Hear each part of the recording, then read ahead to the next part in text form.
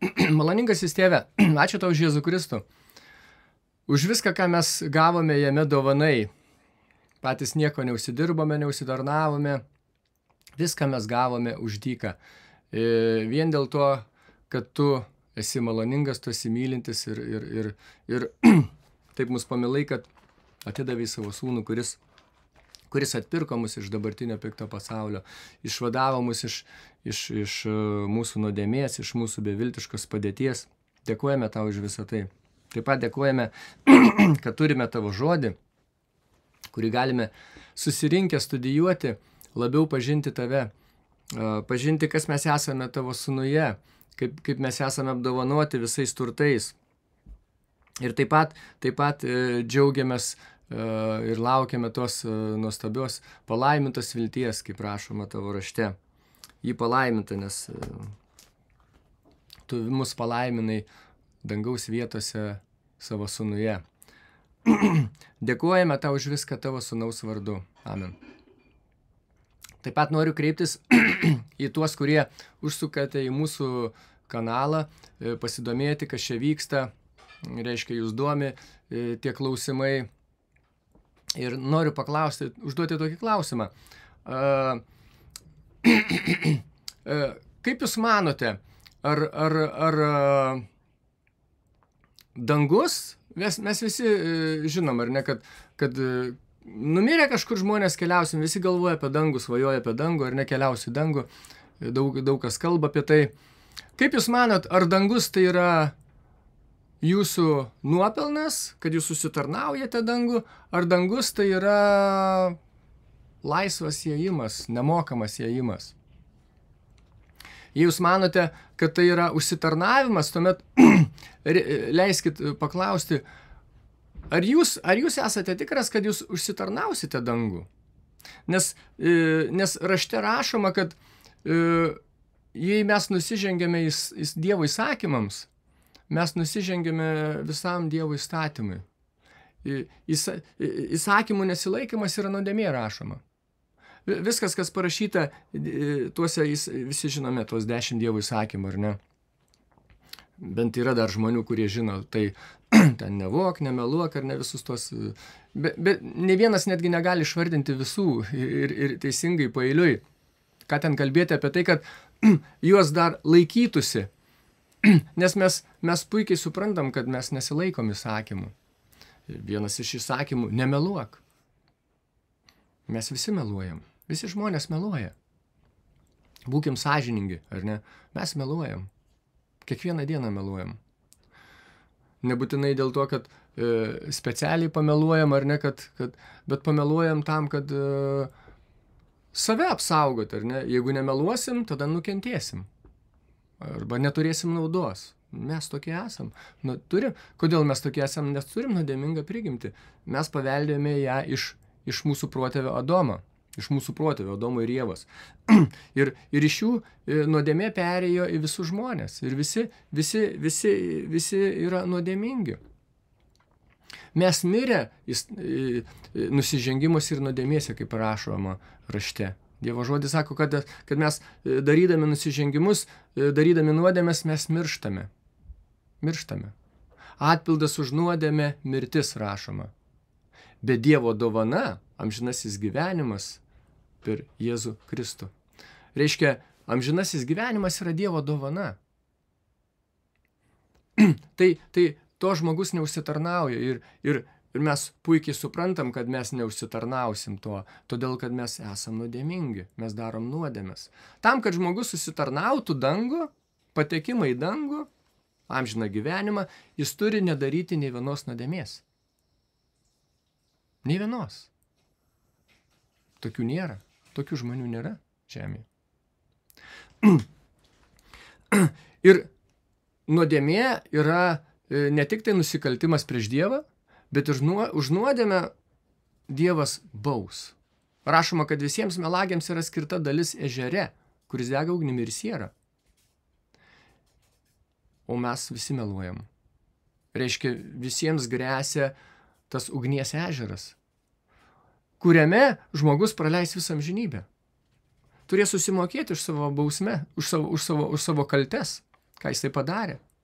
Tokia bausmė, amžina bausmė. Dievas yra amžinas. Jo teismas yra amžinas. Jo bausmės yra amžinas. Bet kad to neatsitiktų, kad žmogui nereiktų, netektų kentėti tame ugnies ežere, Dievas siuntė savo sūnų, kuris mirė ant kryžiaus už mūsų nuodėmes, kaip rašoma rašte. Dievas mums praneša gerą žinią savo žodį, kad Kristus mirė už mūsų nuodėmes, už visas iki vienos. Už viską, ką mes padarėme, Kristus mirė už tai. Sumokėjo mokestį, atliko auką, kurios reikalauja teisingas Dievas. Jis atliko už mūsų auką. Jis gali pelnyti mums dangų. Jis mums atnešė dangų. Jis padarė dangų prieinamą žmogui. Ne žmogus, Kristus. Ir viską, ką žmogui reikia padaryti, tai tikėti, kad Kristus mirė už mūsų nuodėmes ant kryžiaus. Už jas visas sumokėjo ir 3 dieną prisikėlė, nes Kristus prisikėlė. Jis mirė, bet jis prisikėlė. Nuodėmė, mirtis negalėjo jo užlaikyti, nes Kristus buvo be nuodėmės.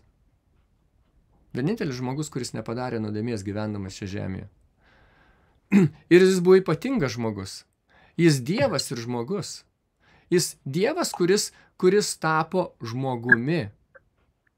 Taigi Dievas, matydamas mūsų beviltišką padėtį, mūsų apgailėtiną padėtį, mūsų apgailėtiną ateitį, Dievas tapo žmogumi, gimė žmogumi čia žemėje. Jis nesiliovė būti Dievu. Jis dar tapo ir žmogumi, apsirengė žmogumi, tam, kad išvaduotų žmogų. Žmogų išvaduoti galėjo tik tai tobulas žmogus, tobulai nugyvenęs ir pasiaukojęs už žmoniją. Ir tai padarė Jėzus Kristus. Dievas sūnus. Dievas yra 3 asmenys. Yra Dievas tėvas, Dievas sūnus ir Dievas šventoji dvasia. Tai vienas iš jų, Dievas sūnus, dėl mūsų tapo žmogumi, kad mus išvaduotų. Ir jums tereikia juo tikėti, kad jis mirė už jūsų nuodėmes. Jums širdie reikia pasakyti: Dieve, tikiu, kad tavo sūnus mirė ant kryžiaus už mano nuodėmes ir už jas visas sumokėjo, kaip sako tavo žodis. Ir 3 dieną prisikėlė. Jei tai padarysite, visos jūsų nuodėmes bus atleistos. Ir jūs keliausite po mirties į dangų, būsite prikeltas. Gerai, o mes tada pratęsime laišką Kolosiečiams. Laiškas Kolosiečiams, 4 skyrius. Laiškas Kolosiečiams, 4 skyrius.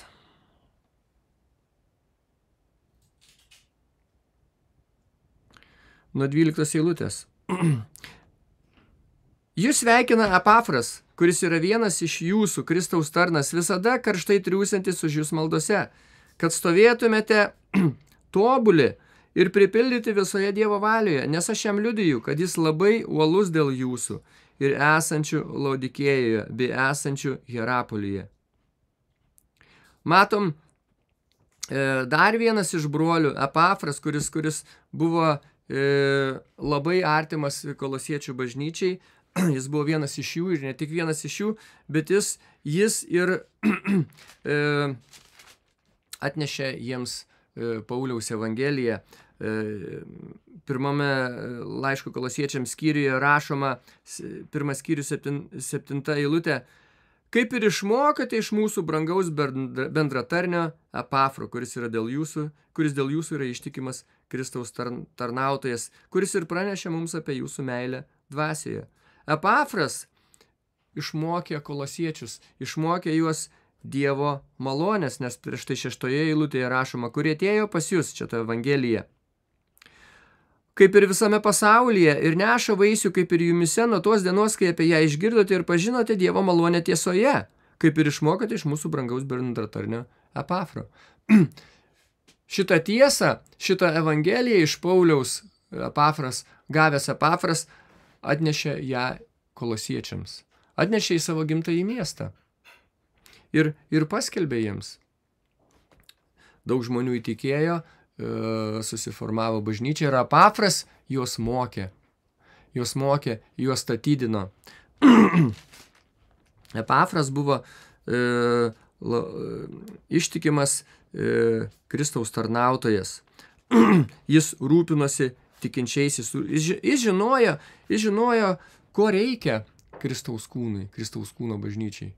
Jis žinojo, kad Kristaus kūno bažnyčiai nereikia ten tų visokių išgydymų, visokių sėkmės, ar kad skaičius būtų didelis jų, ar ne, kuo daugiau jų būtų. Jis žinojo vieną dalyką, jis žinojo, kad reikia statydinti tikinčiuosius. Jis žinojo, kad Dievas nori, kad visi žmonės būtų išgelbėti ir ateitų į tiesos pažinimą, kaip rašoma pirmam laiške Timotiejui. Jis žinojo tas tiesas, jis stovėjo tose tiesose, jis buvo ištikimas toms tiesoms. Jis buvo uolus dėl kolosiečių bažnyčios.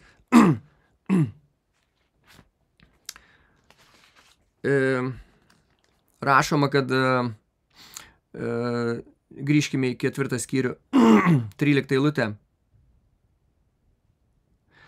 Nes aš jam liudiju, kad jis labai uolus dėl jūsų ir esančių Lodikėjoje bei esančių Hierapolyje. Va matom, Lodikėja ir Hierapolis buvo labai šalia esantis Koloso miesto. Šitie miestai buvo 10 ar 15 kilometrų atstumu vienas nuo kito, tai labai arti. Ir Epafras lankėsi visuose tuose miestuose. Jis buvo uolus dėl tikinčių, jis žinojo, kuo jiems reikia. Jis žinojo, kad reikia statydinti juos. Atsiverskim laišką Efeziečiams 4 skyrių.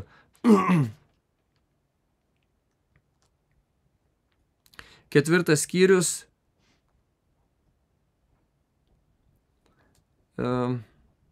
10 eilutė. Tas, kuris nusileido, yra tas pats, kuris ir pakilo daug aukščiau visų dangų, kad visą pripildytų. Kristus pakilo į dangaus vietas ir visą pripildė. Ir jis davė kai kuriuos apaštalais, kai kuriuos pranašais, kai kuriuos evangelistais, kai kuriuos pastoriais ir mokytojais. Šventųjų tobulinimui, tarnystės darbui, Kristaus kūno statydinimui. Kristus davė visas tas pareigas, kurios reikalingos Kristaus kūno statydinimui. Ir Epafras buvo vienas iš tų mokytojų, vienas iš tų pastorių, kuris rūpinosi šventųjų dvasinę sveikatą. Tarnystės darbui, Kristaus kūno statydinimui. Jis žinojo, ko reikia. Jis žinojo, ko reikia šventiesiems. Jis žinojo, kad nereikia ten visokių įvairiausių, kad būtų užimtumas, kad būtų pramogos ar ne, kad būtų tam tikra programa kažkokia ar ne, kad būtų kažkokia tai veikla užimti tikintieji ar ne, žinot, bendravimas ar ne, socializacija ir visi kiti dalykai. Jis žinojo, kad ne tų dalykų reikia tikintiesiems. Jis žinojo, kad tikintiesiems reikia statydintis, o vienintelis dalykas, kuris gali statydinti tikinčiuosius, kuris gali juos tobulinti, atsiverskim 2 laišką Timotiejui, tai Dievo žodis. Ir ne bet koks Dievo žodis, o Dievo žodis, kurį jisai gavo iš Pauliaus, pagonio apaštalo Pauliaus. 2 laiškas Timotiejui 3 skyrius, 16 eilutė. Visas raštas yra duotas Dievo įkvėpimui ir yra naudingas mokslui, pabarimui, pataisimui, teisumo pamokymui, kad Dievo žmogus būtų tobulas, visiškai aprūpintas visiems geriems darbams. Jis žinojo, kad Dievo žodis reikalingas ištobulinti tikintiesiems. Jis žinojo, kad Dievo žodį reikia teisingai padalinti. Paulius rašo tam pačiam 2 laiške Timotiejui, 2 skyriuje, 15 eilutėje. Mes labai vertinam šitą eilutę. Mes šito mokymo dėka, to, ką Paulius rašo, mes pamatėm, ką Dievas daro šiandieną. Mes pamatėm, kad Dievas šiandieną Izraelio tautos Dievas. Jis šiandieną neužsiima Izraelio tautos kaip visomis tomis pranašystėmis, ar ne, kurios duotos Izraelio tautai. Mes matom, kad Dievas šiandieną tų dalykų nedaro. Mes matom, kad šiandieną Dievas, šiandieną tai jau vyksta 2000 metų nuo Pauliaus išgelbimo, kad nuo to laiko ir šiandieną Dievas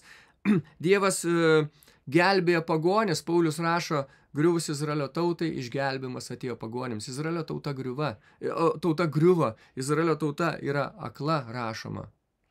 Izraelio tauta yra apleista, rašoma. Dievas paliko ją. Ir ėmėsi pagonių gelbimo, pagonių gelbimo ir jų pakrikštijimo į Kristaus kūną. Vienintelis Paulius rašo apie Kristaus kūną, apie naują bažnyčią Kristaus kūną. Ne vienintelė bažnyčia, prieš tai buvo Izraelio tautos bažnyčia. Apaštalų darbų 7 skyriuje rašoma, kad Mozė buvo dykumoje bažnyčioje ir kalbėjo su angelu ir gavo įstatymą. Bažnyčia buvo tuo metu Izraelio tauta. Bažnyčia tai yra Dievo surinkimas, kai Dievas surenka savo žmonės. Šiandieną Dievo bažnyčia yra Kristaus kūnas, Kristaus kūno bažnyčia. Ir vienintelis Paulius apie ją rašo. Ir mes išsiaiškinom tai, studijuodami raštą, suprasdami tai, ką Paulius rašo 2 skyriuje 15 eilutėje. Uoliai stenkis pasirodyti Dievų išmėgintų, neturinčių ko gėdytis darbininkų, teisingai padalyjančių tiesos žodį. Paulius tai rašo Timotiejui, sako, uoliai stenkis pasirodyti Dievui tinkamų darbininkui, teisingai padalink Dievo žodį. Tiesos žodį. Ne atskirk tiesą nuo melo, bet atskirk tiesą nuo tiesos. Teisingai padalinti, tai čia, kai padalini į 2 dalis, čia ta prasme padalinti, nes graikiškas žodis yra tiesiai pjauti. Tu turi tiesiai pjauti žodį. Teisingai pjauti, tiesiai pjauti. Ten, kur reikia pjauti. Tai kai tu pjauni žodį, tu atskiri, paimi Bibliją, ar ne, ir pjauni. Ir dalis puslapių atsiskiria, sukrenta į vieną pusę, kita dalis puslapių lapų sukrenta į kitą pusę. Ir jos atsidalina, jos teisingai perpjautos. Dievo žodį reikia teisingai pjauti, atskirti. Ir mes studijuodami raštą išsiaiškinome, pamatėme, kad Paulius yra atskiras apaštalas, ne vienas iš Izraelio apaštalų, o jis atskiras pagonio apaštalas. Jis rašo tai laiške Romiečiams 11 skyriuje, laiške Efeziečiams 3 skyriuje ir kituose laiškuose. Sako, aš esu pagonio apaštalas, aš esu pagonių mokytojas. Atsiverskim pirmą laišką Timotiejui. Galim tam pačiam esam 2 laiške Timotiejui 1 skyriuje, pažiūrėkim.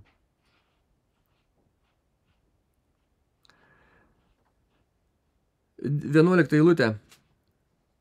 Bet dabar yra atskleista per pasirodymą mūsų gelbėtojo Jėzaus Kristaus, kuris panaikino mirtį ir atnešė gyvenimą bei nemirtingumą į šviesą per Evangeliją, kuriai esu paskirtas skelbėjų ir apaštalų. Va, matom, Kristus pasirodė ir davė Pauliui Evangeliją. Kada Kristus pasirodė? Ne tada, kai atėjo pas Izraelio tautą. Jis pasirodė Izraelio tautai, bet po to jis pasirodė Pauliui. Kristus pasirodė Pauliui. Ir apaštalų darbų 26 skyriuje rašoma, Lukas užrašė tą istoriją, kaip atsitiko, ir ten rašoma apie tai Pauliaus kalba. Paulius kalbėjo Romos valdžiai ir jiems aiškino, jiems pasakojo apie savo atsivertimą ir kaip Jėzus jam pasirodė ir jam pasakė, kad Pauliau, aš tau dar pasirodysiu. Tu turi liudyti apie tuos dalykus, kuriuos matei, ar ne? Ir kuriuose aš dar tau pasirodysiu. Kristus pasirodė Pauliui. Ir jam davė Evangeliją. Evangelija, kuriais Paulius yra paskirtas skelbėjų, Paulius rašo, 11 eilutė, kuriai esu paskirtas skelbėjų ir apaštalu šitai Evangelijai. Būdamas pagonio apaštalu, jis yra paskirtas šitai Evangelijai. Paulius laiške Galatams 2 skyriuje rašo, kad jam patikėta neapipjaustimo Evangelija, kaip Petrui apipjaustimo Evangelija. 2 atskiros Evangelijos, 2 kitokios Evangelijos. Petras skelbia apipjaustimo žinią, Paulius skelbia neapipjaustimo žinią. Ir Pauliui buvo patikėta šita Evangelija, kuriai esu paskirtas skelbėjų ir apaštalų ir pagonių mokytojų. Žinot, kas moko šiandieną pagonis Evangelijos? Paulius. Ne Petras, ne Jonas, ne Jokūbas. Atsiverskim 1 laišką Timotiejui, 2 skyrių. 2 skyrius, 6 eilutė. Čia kalba apie Jėzų Kristų, kuris atidavė save išpirką už visus, kad būtų paliudytas tinkamu laiku, šitam tinkamam laikui. Aš esu paskirtas skelbėjų ir apaštalų, kalbu tiesą Kristuje ir nemeluoju, pagonių mokytojų, tikėjime ir tiesoje. Žinot, kad šiandieną mus pagonis moko tikėjimo ir tiesos? Paulius. Paulius moko tikėjimo ir tiesos. To tikėjimo ir tos tiesos, kuri jam patikėta. Yra skirtingi tikėjimai Biblijoje. Ir nesunku tai atpažinti. Nojus pasitikėjo Dievu, ar ne? Abraomas pasitikėjo Dievu. Bet kas jam buvo skelbiama? Kad Kristus mirė už jų nuodėmes? Ne. Jam buvo skelbiama kitas tikėjimas. Kita tiesa. Mums šiandien skelbiama nuo Pauliaus atsivertimo, pagonims skelbiama ta tiesa, kurią Dievas patikėjo, kurią Kristus davė Pauliui. Šita tiesa skelbiama, ne bet kuri. Ne bet kas skelbiama. Atsiverskim laišką Galatams 1 skyrių. Laiškas Galatams 1 skyrius, 11 eilutė. Bet patvirtinu jums, broliai, kad mano paskelbta Evangelija nėra pagal žmogų, nes aš nei gavau ją iš žmogaus, nei buvau jos išmokytas. Paulius paskirtas būti pagonių mokytoju, ar ne? Kiti apaštalai irgi buvo paskirti mokytojais. Bet Pauliaus jie neišmokė tos Evangelijos. Nei buvau jos išmokytas, bet per Jėzaus Kristaus apreiškimą. Kai Jėzus Kristus jam pasirodė, jam davė apreiškimą. Ir jam davė daug apreiškimų. Paulius rašo 2 laiške Korintiečiams 12 skyriuje. Nebejotinai man nenaudinga girtis, aš ateisiu prie viešpaties regėjimų ir apreiškimų. Jis gavo gausybę apreiškimų iš Kristaus, kuriuos jis užrašė. Ir tai, ką jis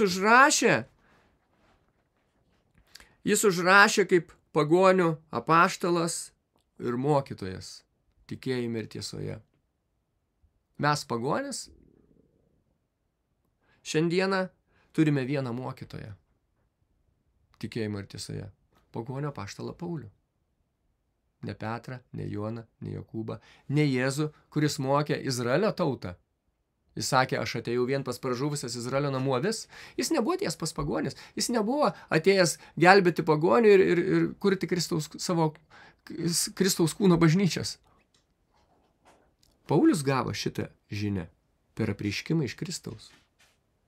Apie naują kūną, Kristaus kūną. Naują Evangeliją, neapipjaustimo Evangeliją. Paulius dar ją vadina malonės Evangelija. Ir Epafras tai žinojo. Epafras tvirtai stovėjo tame. Jis žinojo, iš ko jis išgirdo tai. Kas jį išmokė. Atsiverskim 2 laišką Timotiejui. 2 laiškas Timotiejui 1 skyrius. Pirmas skyrius 13 eilutė. Paulius sako, tvirtai laikykis pavidalo sveikų žodžių. Kokių žodžių? Dievo žodžių. Pavidalo yra pavidalas tam tikras. Tam tikras mokymas. Struktūra. Čia ne šiaip savo kažkokios tai dvasinės tiesos, kurios moko aukštos moralės, ar ne, panašiai kaip ir visas žodis. Ne, nieko panašaus. Tai yra tam tikras mokymas. Tikslingas, skirtas bažnyčios statydinimui, Kristaus kūno bažnyčios statydinimui. Tvirtai laikykis pavidalo sveikų žodžių, kuriuos girdėjai iš manęs, tikėjime ir meilėje. Kuriuos girdėjai iš manęs. Ne iš Petro, ne iš Jono, ne iš Jokūbo, ne iš 4 evangelijų, kuriuos girdėjai iš manęs. To mokymo tvirtai laikykis. Antrame skyriuje rašo Paulius vėl Timotiejui. Antra eilutė. Ir ką iš manęs girdėjai tarp daugelio liudytojų, tai patikėk ištikimiems žmonėms, kurie bus pajėgus ir kitus mokyti, kaip ir Paulius, kad mokė. Kaip ir Paulius yra pagonių mokytojas tikėjime ir tiesoje. Taip ir tie, kurie yra Pauliaus išmokyti, būdami ištikimi, moko kitus. Moko kitus, patikė ištikimiems žmonėms, kurie ir kitus mokys, to paties, ko Paulius moko, to paties, ką mes gavome iš Pauliaus, ką Timotiejus gavo iš Pauliaus, ką ir Epafras gavo iš Pauliaus. Ir jis gavęs iš Pauliaus visą tai, ištikimai mokė, jis įsteigė bažnyčią Kolose, jis įsteigė bažnyčią Hierapolyje, įsteigė bažnyčią Laudikėjoje. Jis ištikimas buvo Pauliaus mokymui. Ir tai svarbu, tai yra pagrindinė tiesa šiandieną, kurią Dievas skelbia per pagonių apaštalo Pauliaus užrašytus žodžius. Tai tas pats, kas apaštalas Paulius būtų gyvas ir eitų po bažnyčias ir mokytų. Tačiau Dievas išmintingai padarė, jis užrašė žodį. Jis užrašė viską, ką Pauliui buvo atskleidęs, ką Pauliui buvo preiškęs. Beje, Dievas tai darė per visą istoriją. Jis tai darė su Moze, ar ne? Moze užrašė Penkiaknygę, paskui po Mozės Jozuė, paskui po Jozuės kiti pranašai ir kiti užrašė Dievo žodį. Kad tas Dievo žodis būtų užrašytas ir mes galėtumėm skaityti jį. Ir Dievas Kristaus kūno bažnyčiai paliko mokymą. Ta pati, kurį Kristus buvo perdavęs Pauliui. Kai Kristus jam apsireikšdavo, jam kalbėdavo, jį mokydavo ir paskyrė jį mokyti pagonis. Paulius viską užrašė ir dabar mes turime tą mokytoją. Užrašytą mokymą, kuriam turime paklusti. Kuris yra vienintelis mokymas mūsų tikėjime ir tiesoje, kaip Paulius rašo. Ir Epafras buvo ištikimas tarnautojas. Uolus dėl tose 3 miestuose esančių bažnyčių. Kolose, Laudikėjoje ir Hierapolyje. Jis buvo uolus, rašoma. Gerai, grįžkime į laišką Kolosiečiams. Laišką Kolosiečiams. 4 skyrių. 12 eilutė. Jūs sveikina Epafras, kuris yra vienas iš jūsų, Kristaus tarnas, visada karštai triūsiantis už jūs maldose, kad stovėtumėte tobuli ir pripildyti visoje Dievo valioje. Mes matom, jis karštai triūsia maldose. Ne tam, kad kolosiečių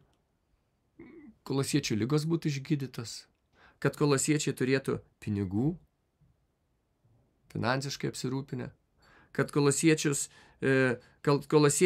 sektųsi, kad kolosiečiams būtų pašalintos visi sunkumai, visi Kristaus vardu, ne Jėzaus vardu, įsakau, ar ne ten sėkmę, ten piktoji dvasia ten pasišalink, ar ne, ten ligų dvasia pasišalink, įvairiausių tų visokių maldų galima išgirsti, kaip meldžiasi krikščionis. Bet tai visiškai nesusijęs su raštu. Tai tiesiog žmonių fantazijos, išgalvoti dalykai, kurių Dievas nemoko. O Epafras meldėsi ne dėl tų dalykų. Jis meldėsi, kad kolosiečiai ir lodikėjiečiai ir tie, kurie yra Herapolyje, kad stovėtų tobuli ir pripildyti visoje Dievo valioje. Kad jie žinotų, ką Dievas daro šiandieną. Kas mes esame? Mes Kristaus kūnas, ar ne? Ir ką Dievas daro mumise? Kad Dievas mus statydina mūsų vidinį žmogų. Nedaro visų tų išorinių dalykų ir panašiai. Mūsų išorinis žmogus nyksta, bet vidinis žmogus yra atnaujinamas diena iš dienos. Ir Epafras tvirtai stovėjo tose tiesose, kurias gavo iš Pauliaus ir stengiasi, kad šitos tiesos pasiektų visus tuos 3 miestus, kuriuose jis lankėsi ir pas kuriuos jis vaikščioja. Jis uoliai meldėsi, karštai triūsė maldoje. Atsiverskim laišką Jokūbui. Laišką Jokūbui 5 skyrių. Jokūbas rašė irgi apie karštą maldą. Beje, šitą citatą labai dažnai, šitas eilutes labai dažnai cituoja bažnyčiose. Ir žmonės ima šitą maldą kaip pavyzdį. Laiškas Jokūbo laiškas 5 skyrius. 5 skyrius.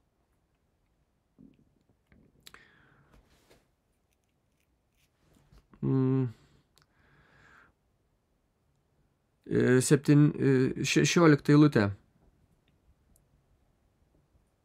Galim nuo 15, nuo 14. Ar kas tarp jūsų serga?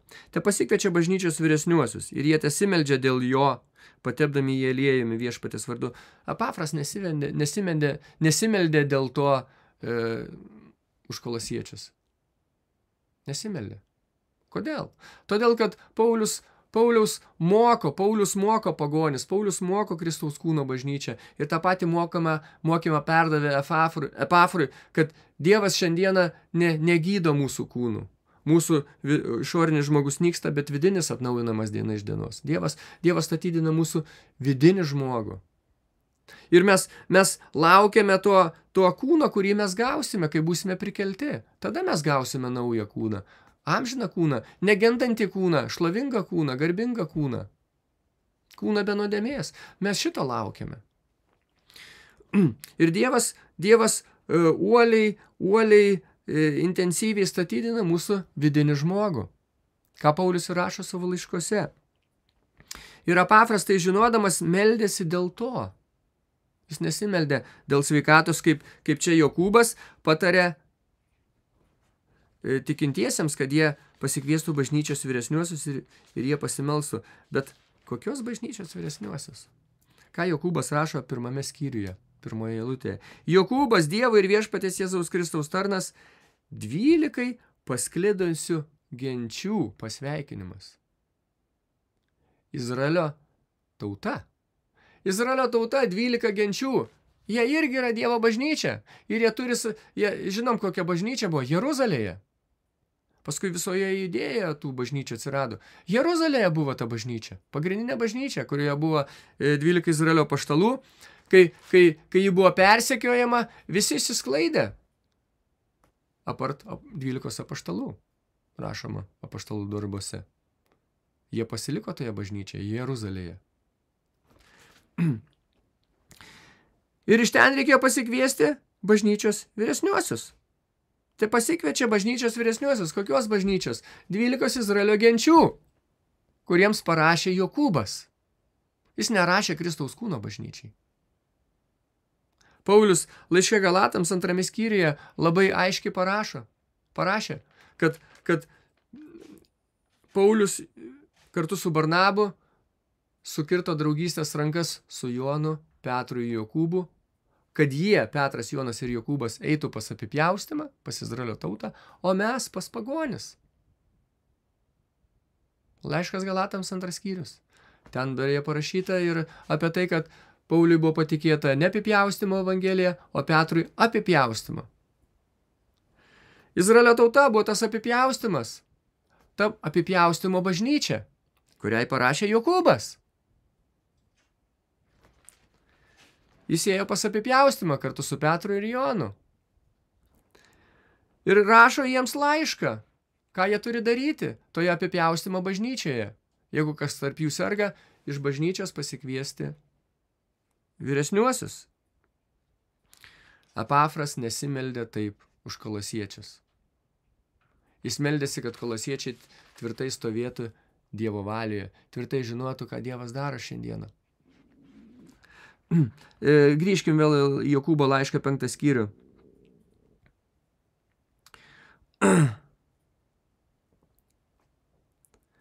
Ar kas tarp jūsų serga, 14 eilutė, ar kas tarp jūsų serga, te pasikviečia bažnyčios vyresniuosius ir jie tesimeldžia dėl jo, patepdami jį aliejumi Viešpaties vardu. Ir tikėjimo malda išgelbės sergantį ir Viešpats jį pakels. Ir jeigu jis padaręs nuodėmių, jos bus jam atleistos. Išpažinkite vienas kitam savo kaltes ir melskitės vienas už kitą, kad būtumėte išgydyti. Daug naudos duoda veiksminga karšta teisėjo malda. Ta pati tokia pat karšta malda, kurią meldėsi ir Epafras. Tik tai Epafras nesimeldė apipjaustimo bažnyčios malda. Jis meldėsi Kristaus kūno bažnyčios malda, kad tikintieji tvirtai stovėtų Dievo valioje, ne kad būtų išgydyti, o kad tvirtai stovėtų Dievo valioje, tvirtai žinotų, ką Dievas daro Kristaus kūno bažnyčioje. Epafras irgi karštai meldėsi, uoliai meldėsi. 17 eilutė. Elijas buvo žmogus pavaldus panašioms aistroms kaip ir mes, ir jis uoliai meldėsi, kaip ir Epafras, kad uoliai meldėsi, ar ne, rašoma kolosiečiams. Uolus. Elijas irgi buvo uolus, kad meldėsi, kad nelytų ir nelyjo žemėje 3 metus ir 6 mėnesius. Ir jis vėl meldėsi ir dangus davė lietų ir žemė atnešė savo vaisių. Ir daugelis ima šitą maldą kaip pavyzdį, kaip mes dabar galime visi uoliai melstis. Dėl bet ko. Dėl lietaus, dėl sveikatos, dėl saulės, ar ne, dėl derliaus, dėl visko. Dėl sėkmės, dėl sėkmingos kelionės, ar ne, kad Dievas mus lydės savo ranką, ar ne, meldžiasi. Dieve, tu savo ranką lydėk mus ten, visur, žinot. Visokiausių maldų yra. Bet Elijas meldėsi tą maldą ne todėl, kad jam toptelėjo į galvą, kad kodėlgi man nepasimeldus, kad nelytų žemėje ir kodėl man nepasimeldus, kad vėl lytų žemėje. Visų pirma, kodėl Elijas meldėsi, kad nelytų žemėje 3,5 metų. O todėl, kad Elijas buvo Izraelio pranašas ir jis matė, kas vyko Izraelio tautoje. Izraelio tauta gyveno nuodėmėje, jie buvo palikę savo dievą, jie garbino Baalus, šventyklos buvo pastatytos Baalams, buvo Baalų pranašai. Ahabas pasistengė su savo žmona Jezabelė. Jezabelė buvo pagonė moteris, kurias buvo uždrausta vesti Izraelio karaliams, bet jis neklausė Dievo žodžio. Ir Izraelio tauta gyveno gilioje maldoje, gilioje stabmeldystėje, ne maldoje, gilioje nuodėmėje ir gilioje stabmeldystėje. Ir Dievas siuntė pranašą Eliją, kad jis melstusi, kad 3,5 metų nelytų žemėje. Kodėl? O todėl, kad kunigų knygoje Dievas Mozei pasakė, kuris užrašė kunigų knygoje, 26 skyriuje, kas bus, jeigu Izraelio tauta neklausys Dievo. Ir viena iš bausmių bus, kad Dievas, rašoma 26 skyriuje kunigų knygos, kad Dievas uždarys dangų. Dangus bus kaip varis. Nelis iš dangaus. Žemėje bus dulkės. Ir taip atsitiko. Izraelio tauta neklausė Dievą ir Elijas, būdamas Dievo pranašu, atnešė šitą bausmę Izraelio tautai. Dievas per savo pranašą, per savo tarną, per savo įrankį parodė Izraelio problemą, bėdą, kaltę tiksliau, kad jie nusikalto prieš Dievą. Ir dabar laikas bausti Izraelio tautą ir 3,5 metų nelijo. Elijas meldėsi pagal tai, ką Dievo žodis sako. Ne dėl to, kad jam toptelėjo į galvą pasimelsti šitą maldą.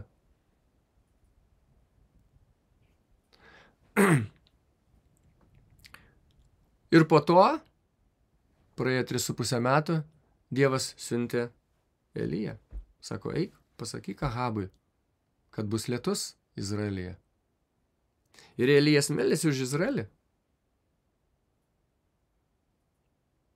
Dėl jų nuodėmių.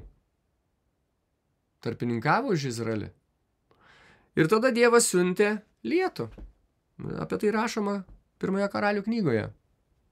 Jei kas norės, pasiskaitys. Šitaip meldėsi Elijas. Todėl, kad jis žinojo, ką Dievas daro. O ne todėl, kad jisai sugalvoja tai pasimelsti. Žinot, turi stebuklingą lazdelę. Nu, žiūrėkim, kas bus, jeigu aš tvosiu šitą stebuklingą lazdelę į akmenį ar dar kažkur. Tai žinau, įdomu, kas atsitiks, ar ne? Ne šitai buvo. Elijas tvirtai žinojo Dievo valią. Kas vyksta? Žinojo, kad kas bus, kai Izraelis neklausys Dievo. Kad Dievas jį baus. Ir buvo atėjusi tas laikas, kada reikėjo bausti Izraelio tautą. Ir Elijas buvo uolus, karštai meldėsi. Uoliai meldėsi, kad nelytų ir nelijo žemė. Ir paskui uoliai meldėsi, kad lytų ir lijo žemėje. Atsižvelgiant į tuometinę Dievo valią Izraelio tautai. Ką tuo metu Dievas darė su Izraelio tauta? Izraelio tauta gyveno pagal įstatymą. O įstatyme parašyta kunigų knygoje, jeigu jūs manęs klausysite, aš jūs laiminsiu. Aš jums duosiu sveikatą, aš palaiminsiu jūsų žemę, duosiu jums lietų tinkamu laiku, saulę, viską duosiu. Bus derlinga žemė. Bet jeigu jūs manęs neklausysite, aš bausiu. Ir Elijas, žinodamas Dievo žodį, pagal Dievo žodį ir meldėsi. Taip ir Epafras uoliai meldėsi už Izraelio tautą, uoliai meldėsi už Kristaus kūno bažnyčią. Žinodamas, ką Dievas daro Kristaus kūno bažnyčioje. Jis meldėsi, kad Kristaus kūno bažnyčios tikintieji tvirtai stovėtų, pažindami Dievo valią, tvirtai stovėtų jo valioje. Būtų ištobulinti. Kad būtų tobuli, rašo Paulius. Laiške Kolosiečiams 4 skyriuje, 4 skyrius 12 eilutė. Jūs sveikina Epafras, kuris ir vienas iš jūsų Kristaus tarnas, visada karštai triūsiantis už jūs maldose, kad stovėtumėte tobuli ir pripildyti visoje Dievo valioje. Kad žinotų Dievo valią ir kad jie būtų tobuli. Kas yra tas tobulumas? Kad jie be nuodėmės būtų, ar kaip? Ne. Tobulumas, Paulius rašo 2 laiške Timotiejui, kad Dievo žodis duotas Dievo įkvėpimu ir yra naudingas teisumui, mokslui, teisumui, pabarimui, ar ne, teisumo pamokymui, atsiprašau, kad Dievo žmogus būtų tobulas, pilnai aprūpintas visiems geriems darbams. Tobulas. Tobulas tas, kuris pilnai aprūpintas visiems geriems darbams. Dėl šito Epafras meldėsi, kad jie būtų tobuli, ištobulinti tikintieji, ištobulinti tuo Pauliaus mokymu, tikėjime ir tiesoje. Ir Epafras darbavosi dėl šito. Dabar grįžkim į laišką Kolosiečiams.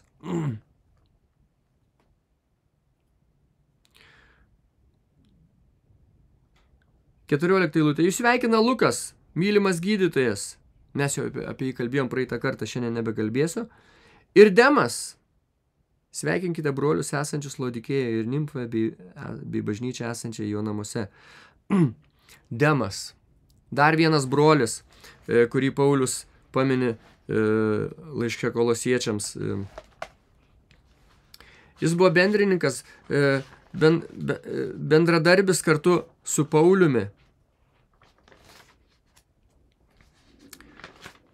Atsiverskim laišką Filemonui, 24 eilutę paskaitysim. Ten irgi Demas paminėtas. Filemonui, 24 eilutė. Morkus, Aristarchas, Demas, Lukas, mano bendradarbiai. Demas buvo bendradarbis kartu su kitais. Su kitais Pauliaus bendrininkais, kurie kartu tarnavo Evangelijoje. Atsiverskime 2 laišką Timotiejui 4 skyrių. 4 skyrius 10 eilutė. Nuo 9. Pasisteng greitai ateiti pas mane, nes Demas, pamilę šį dabartinį pasaulį, mane paliko ir išėjo į Tesaloniką. Čia mes skaitome liūdną eilutę. Liūdna baigti. Liūdna vieno brolio baigti, vieno Pauliaus bendrininko, Demo. Jis pamilo šį dabartinį pasaulį ir paliko Paulių.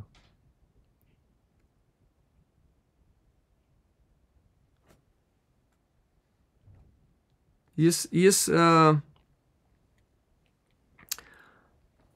nebenorėjo nieko turėti bendra su Pauliumi. Atsiverskim to paties 2 laiško Timotiejaus 1 skyrių.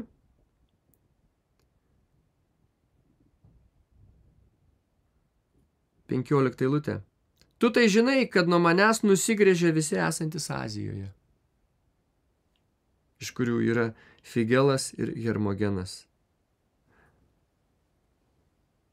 Kaip ir Demas, nusigręžė nuo Pauliaus, paliko Paulių. Atsiverskim laišką Galatams 1 skyrių. Laiškas Galatams 1 skyrius. Galatams 1 skyrius.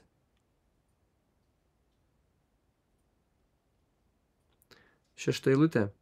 Stebiuosi, kad nuo to, kuris pašaukė jūs į Kristaus malonę, kas juos pašaukė, kas Galatus pašaukė Kristaus malonę? Paulius. Jis buvo atėjęs pas Galatus, į Galatijos kraštą, paskelbė jiems Evangeliją ir jos mokė. Tačiau atsitiko liūdnas dalykas. Stebiuosi, kad nuo to, kuris pašaukė jūsų Kristaus malonę, taip greitai persimetėte į kitą Evangeliją. Jie paliko Paulių. Jie nusigręžė nuo Pauliaus. Jie persimetė prie kitos Evangelijos. Tam pačiam laiške Galatams 2 skyriuje Paulius rašo jiems, kad jis skelbė 7 eilutėj.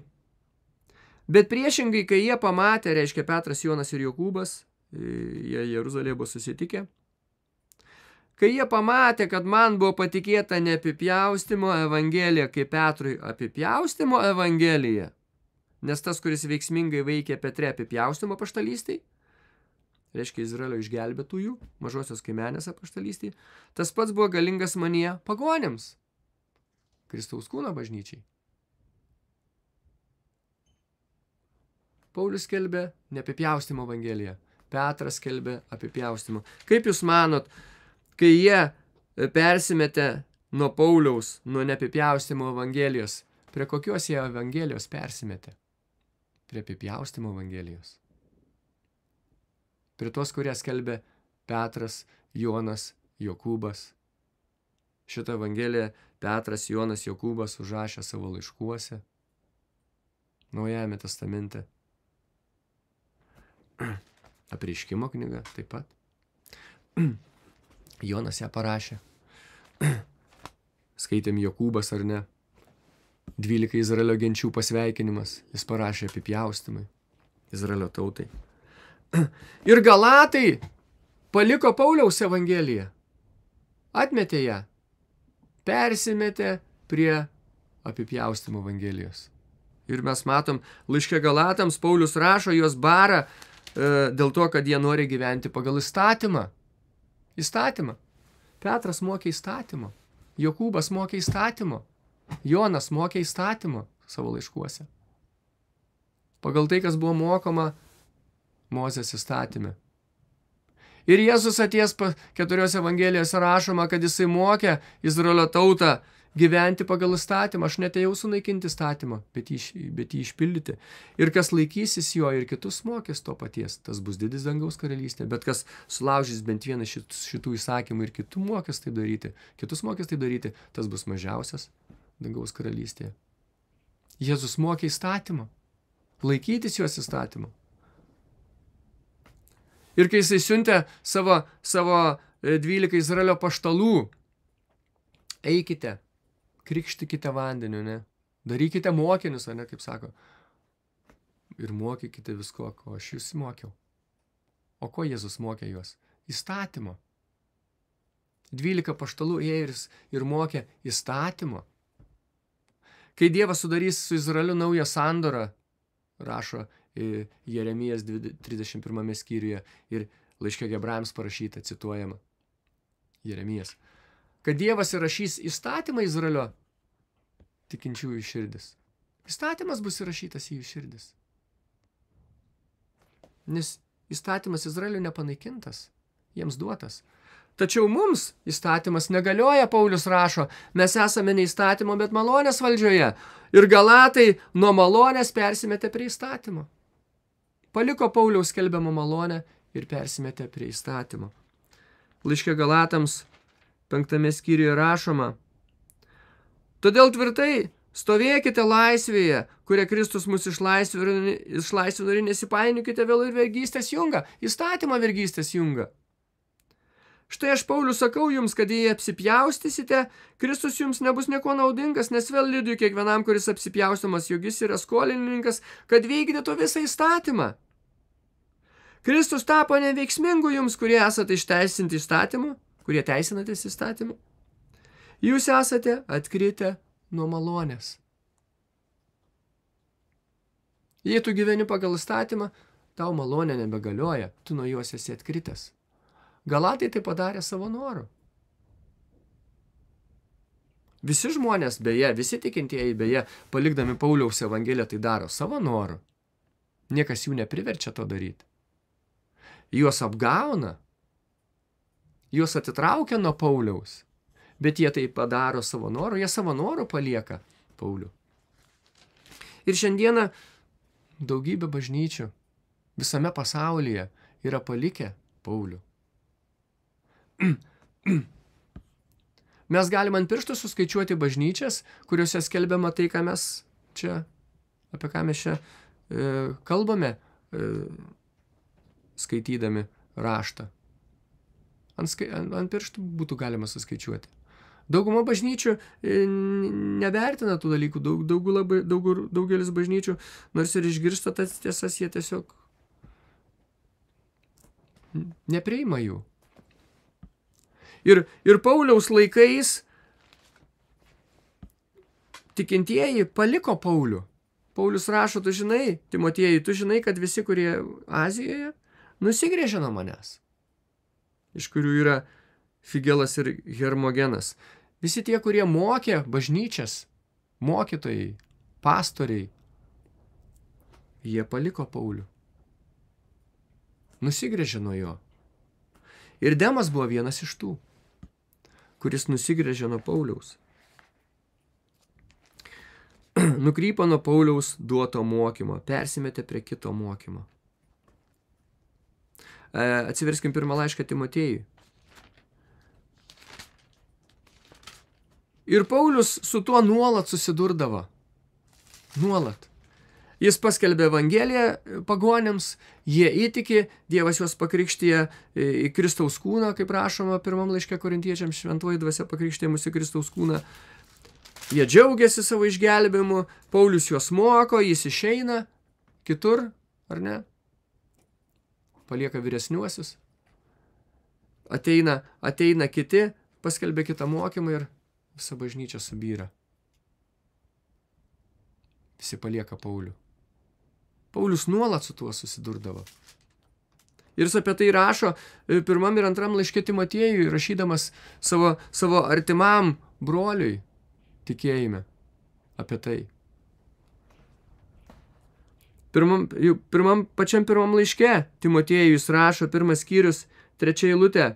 Kaip vykdamas į Makedoniją maldavau tave vis dar pasilikti Efeze, kad kai kuriuos įpareigotumi, dant jie nemokytų kito mokslo, nei nekreiptų dėmesio į pasakas ir begalinės genealogijas, kurios greičiau sukelia klausimus, negu kad dievuotą statydinimą, kuris yra tikėjime. Taip daryk. Kaip aš tave palikau Efeze, keliaudamas į Makedoniją kadaise? Ir įpareigojau tave, kad įpareigotum visus tuos, kurie išmoko iš manęs, kad nemokytų kito mokymo. Taip daryk ir toliau, Timotiejau. Nes ta grėsmė, ji nesibaigia. Tai nuolatinė grėsmė, mes nuolatiniai grėsmėje gyvenam.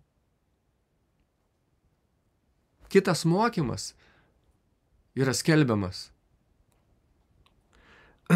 Ir vykdamas į Makedoniją maldavau tave vis dar pasilikti Efeze. Čia, kai Paulius buvo Efeze, paskui jis iškeliavo į Makedoniją. Efeze jis buvo 3 metus, ten juos mokė ir jis iškeliavo į Efezą. Ir ten patikėjo Timotiejui pasilikti Efeze. Ir įpareigoti tuos visus, kurie buvo išmokyti, kad jie nemokytų kito mokslo, nes kitas mokslas buvo. Skverbėsi kitas mokslas iš kitur. Čia žinot, kaip tas dėsnis, vakumo dėsnis, jeigu yra kažkur tai vakumas, jeigu kažkur tai trūksta tobulumo, jei nėra tvirto stovėjimo Pauliaus Evangelijoje, yra vakumas ir jis užpildomas kitų mokymų. Ir pamažu išstumia Pauliaus mokymą. Ir tada tikintieji pereina prie kitos Evangelijos. Tai yra baisus dalykas, mes turim to bijoti. Mes to bijoti turim. Aš kai skaitau tas eilutes apie Demą, kad Demas paliko, apima baimė. Todėl, kad mums tai gresia. Mes neišgėrėm kažkokios tai imunitetą stiprinančios piliulės ir mes amžinai apsaugoti nuo kito mokymo. Ne. Tas mokymas yra, ta grėsmė yra. Mus gali ištikti Demo likimas. Bet Demas pats pasirinko tą. Visi, kurie paliko Paulių, patys tai pasirinko padaryti. Todėl mes turim saugoti save. Demas savęs nesaugojo. Jis pasidavė kitam mokymui. Visi paliko Paulių.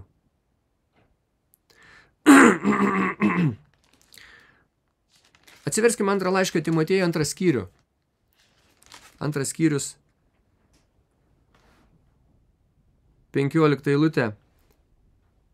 Uoliai stenkis pasirodyti Dievų išmėgintų, neturinčių ko gėdytis darbininkų. Teisingai padalijančių tiesos žodį, tai yra pagrindinis principas, ant kurio pastatytas Pauliaus mokymas. Reikia teisingai padalinti tiesos žodį. Paulius skelbia neapipjaustimo evangeliją. Petras, Jonas, Jokūbas skelbia apipjaustimo evangeliją. Jos yra skirtingos, jas reikia teisingai padalinti, atskirti vieną nuo kitos. Paulius skelbia malonę, Mozės įstatymas skelbia įstatymą. Jėzus atėjęs pas Izraelio tautą 4 evangelijose skelbia įstatymą. Petras, Jonas, Jokūbas skelbia įstatymą. Mes nesame įstatymų valdžioje, Paulius rašo, bet malonės valdžioje mes turime atskirti tuos mokymus. Ir daugybė dar kitų, čia nesiplėsiu. Paulius sako, mes turim teisingai padalinti Dievo žodį. Timotiejau, teisingai padalink Dievo žodį. Timotiejus nebuvo apsaugotas, kaip ir kiti. Jis turėjo uoliai stengtis būti tinkamų darbininkų Dievui, teisingai padalindamas Dievo žodžių. Nes kas atsitinka, jeigu teisingai nepadalini Dievo žodžio? Toliau rašoma, 16 eilutė. Bet venk suterštų ir tuščių plepalų, nes jie išauksi daugiau be Dievo. Kas tie tušti plepalai? Atsiverskim 1 laišką Timotiejui. 1 laiškas Timotiejui, čia kai Timotiejų Paulius ragino nemokyti kito mokymo, kitus perspėti nemokyti kito mokymo. 5 eilutė. Įsakymo tikslas yra geraširdiškumas iš tyros širdies ir iš geros sąžinės ir iš nevaidmainiško tikėjimo, nuo kurio, ką Paulius mokė? Koks mokytojas sako, aš esu pagonių mokytojas tikėjime ir tiesoje. Pagonių jis moko mus tikėjimo.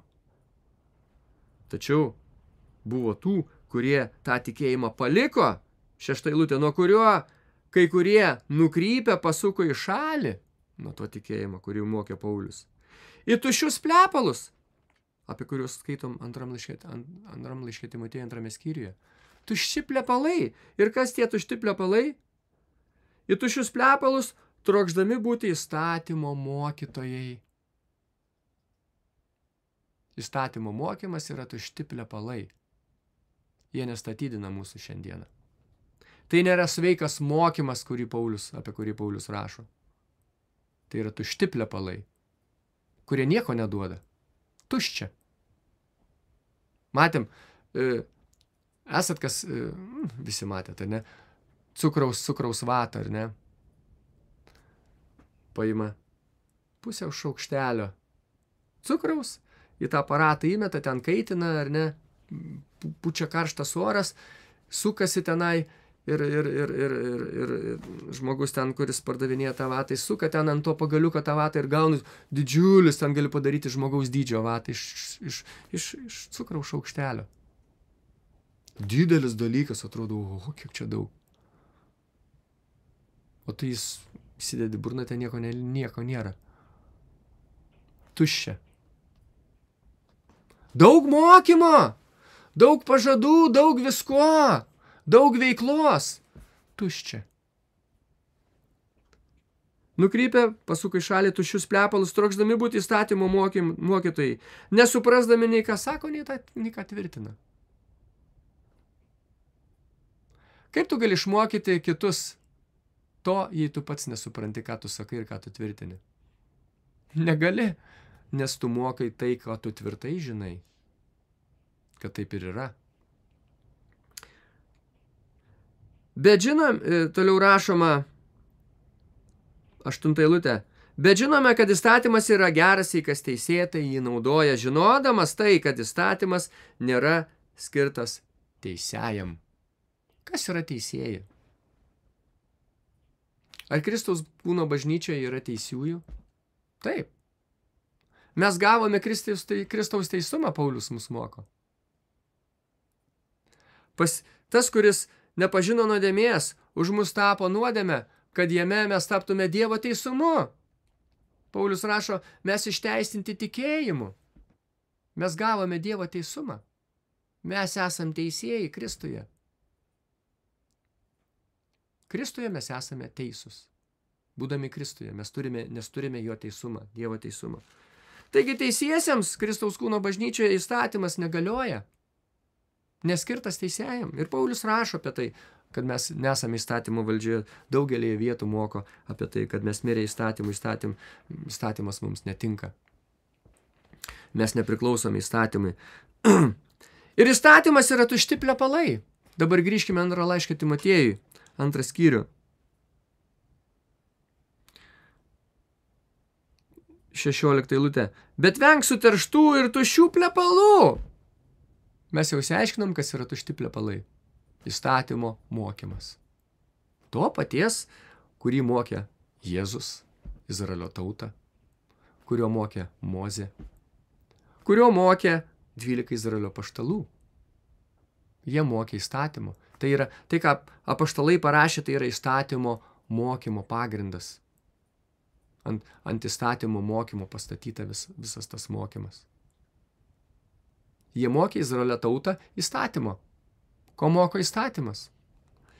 Mums įstatymas negalioja. Ir Paulius rašo, tie, kurie moko įstatymo, Kristaus kūno bažnyčioje, tie užsiima tuščiais plepalais. Jie teisingai nepadalina tiesos žodžio, neatskiria malonės nuo įstatymo, tos malonės, kurias skelbė Paulius, nuo to įstatymo, kurį moko Izraelio apaštalai, kurio mokė Jėzus Izraelio tautą.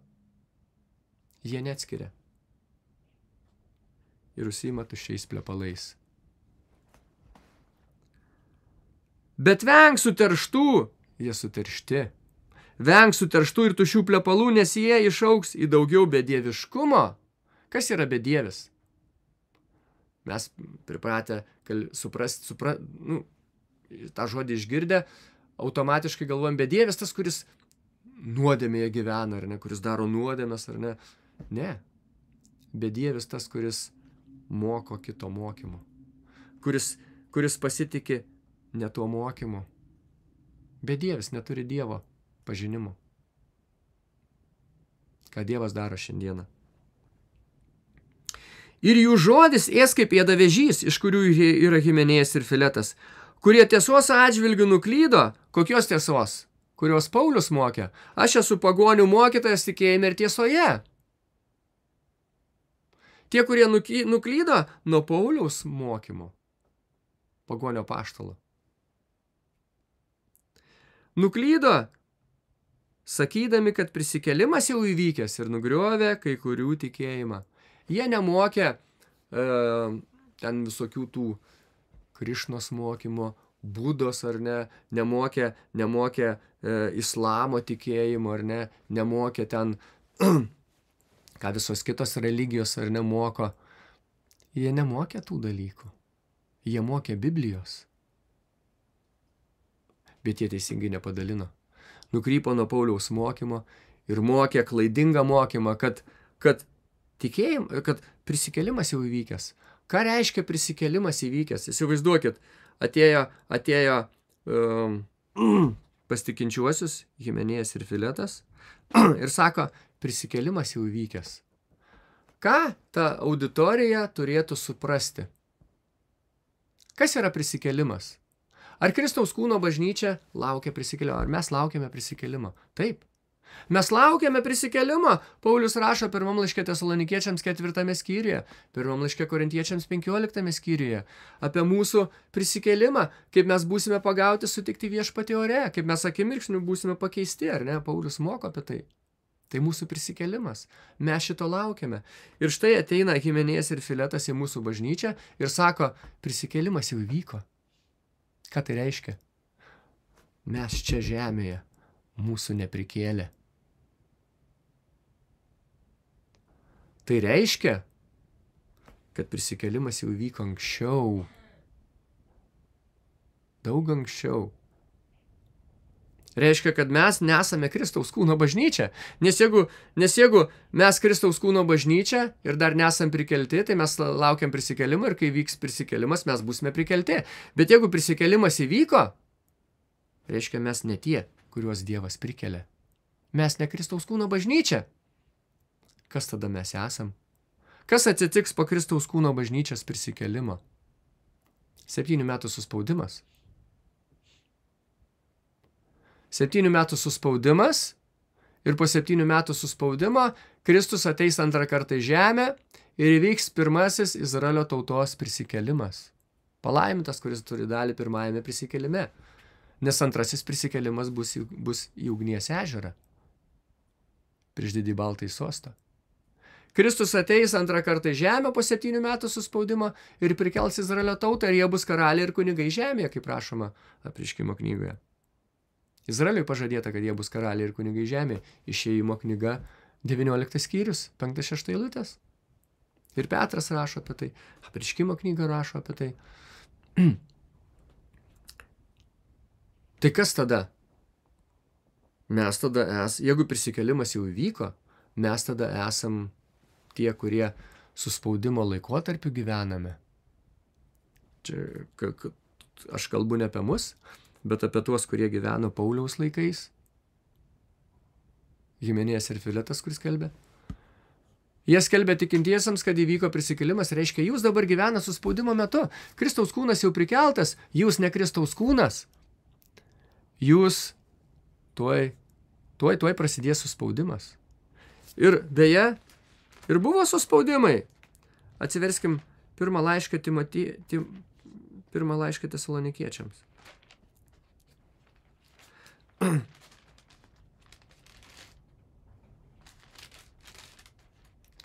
Pirmas Tesalonikiečiams, 3 skyrius.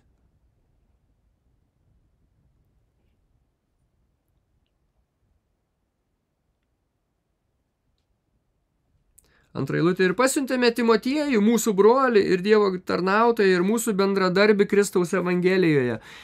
Jūs įtvirtinti ir paguosti jūs dėl jūsų tikėjimo, kad nei vienas nesusviruotų dėl šitų vargų, nes patys žinote, jog esame tam skirti. Nes iš tiesų, kai buvome su jumis, anksčiau jums sakėme, kad turime kentėti suspaudimą, kaip ir įvyko, ir jūs žinote. Tesalonikiečių bažnyčia patyrė didelį suspaudimą, didelį persekiojimą. Apaštalų darbuose rašoma apie tai, kaip Paulius atėjo į Tesaloniką ir ten susilo atėjo ir paskelbė Evangeliją. Žydai jos persekiojo. Ir pagonis buvo sukurstyti. Jie bėgo iš ten. Pirmam laiške Tesalonikiečiams, antrame skyriuje, 15 eilutėje rašoma, čia apie žydus, kurie užmušė tiek viešpatį Jėzų, tiek savo pačių pranašus, bei persekiojo mus, ir jie nepatinka Dievui ir yra priešiški visiems žmonėms, neleisdami mums kalbėti pagonims, kad jie būtų išgelbėti, kad nuolat pripildytų savo nuodėmes, nes ant jų galutinai yra atėjusi rūstybė. Persekiojimas buvo didelis Tesalonikoje. Ir tesalonikiečiai tai patyrė. Paulius tai patyrė, ir tesalonikiečiai tai patyrė. Ir tesalonikiečiams paskui ką rašė, atsiverskime antrą laišką tesalonikiečiams. Tesalonikiečiams, kurie gyvena tame suspaudime, ar ne, persekiojimuose. Paulius rašo Kristaus kūno bažnyčiai, kad tie, kurie norės gyventi dievotai, kenties persekiojimą. Persekiojimą kenties. Kristaus kūno bažnyčia skirta persekiojimams. Antras laiškas tesalonikiečiams, 2 skyrius.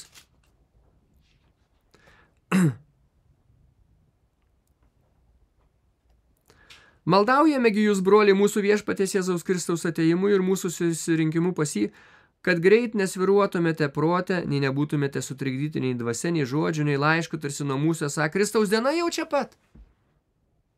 Tegul niekas neapgauna jūsų kokiu nors būdu, nes ta diena neteis, kol pirma neteis atkritimas ir nebus apreikštas tas nuodėmės žmogus, pražūties sūnus. Tesalonikiečius mokė, kad Kristus jau turi ateiti. Reiškia, Kristaus kūno bažnyčios prisikėlimas jau įvyko. Dabar mes gyvenam suspaudimo laikotarpyje, 7 metų suspaudime, ir laukiam, jau Kristus turi ateiti. Šitaip mokė tas Figelas, ar ne, Hermogenas, kur skaitėme antram laiške Timotiejui, 2 skyriuje. Ir pas tesalonikiečius buvo tas pats mokymas. Skverbėsi į jų bažnyčią. Ir Paulius perspėjo, kad nesviruokite. Ir čia Paulius išvardina, kas turi pirmiausia įvykti, kol ateis šitas antikristas. Tų dalykų dar neįvyko.